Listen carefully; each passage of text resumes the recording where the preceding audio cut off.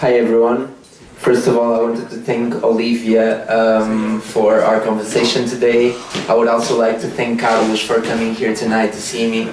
It is a pleasure to be here tonight, and as a Portuguese, it is actually a pleasure to be here in my country giving this speech to people from different countries. It's actually very special for me. My story is going to be around three main topics. It's about social media, a trip to Japan, and Fernando Pessoa, which I hope most of you have heard about. It's a very important poet, and this story mixes the three of them. So it all starts with my trip to Japan in April this year.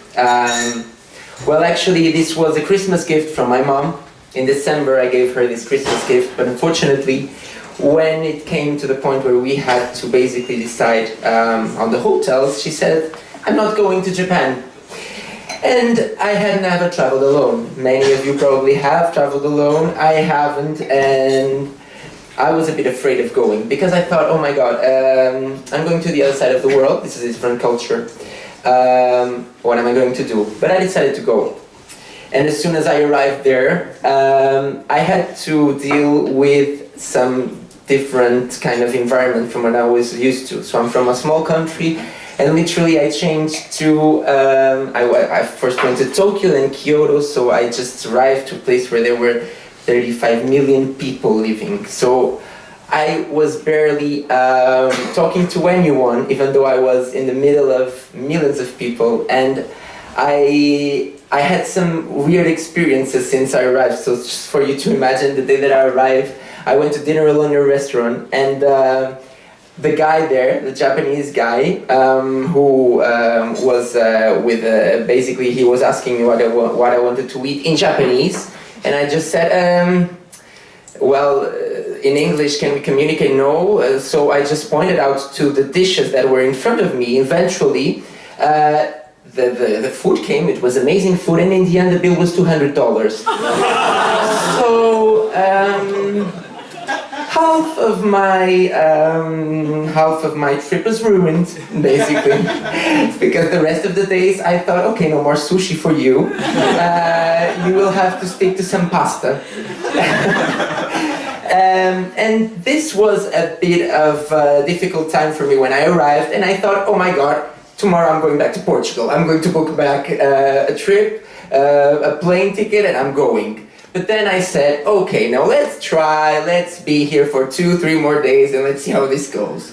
And so I was there. Eventually what happened is I didn't barely find anyone who I could talk to. That's true, because in Japan you won't be able to find majorly people who you can talk to because they don't talk English. So what happened to me was I finally got to a point where it's funny how you can reconnect yourself when you're alone in a place where you cannot communicate through social media, because you know it's 8 hours difference. I'm from Portugal. The people that I talk to on social media on my phone, they most of the day is different hours than mine when I was in Japan. So I could barely talk to them, and eventually what happened is I kind of had to create my own space. And what does it mean to create your own space? So create your own space is about reconnecting with yourself, reconnecting with someone that you were in the past. For me, personal experience, I am an only son. And when I was a kid, I remember I was going to my granddad's house. It had a garden.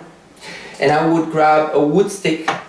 It's an object, one object, but for me, that object would represent anything that I wanted to. So it could be a magic wand, it could be a sword, it could be anything.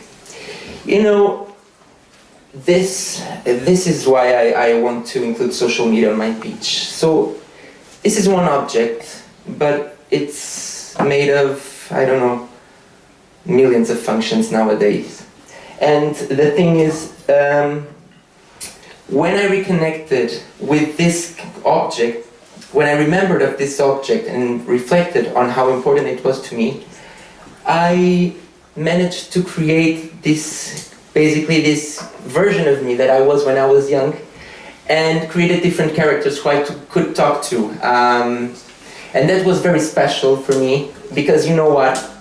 I think we are now living in, most of you are millennials, I can see that, but the younger generations, the Generation Z, another name, another definition for them is the me generation. It's me all over. It's online, offline. It's Instagram. It's Facebook. It's Snapchat. It's wherever they go, and it's great. But then what happens is that when you disconnect from your me, then you can actually create your own universe. Because I think that all of us, we have different identities. And we should reconnect with those identities. And in this sense, I'm here also tonight as a Portuguese to ask you to please read and reflect a bit on Fernando Pessoa. He is a great poet. I actually brought a poem from him that I want to share it with you. It's a short poem, but it